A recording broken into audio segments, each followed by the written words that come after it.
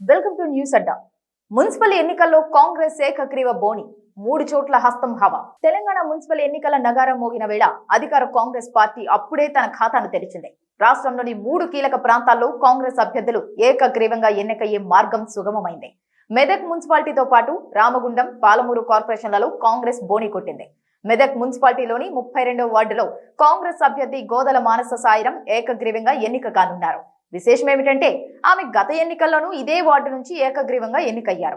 వరుసగా 2 సార్లు ఇలా ఎన్నిక కావడం ఇక్కడ చర్చనీయాంశంగా మారింది.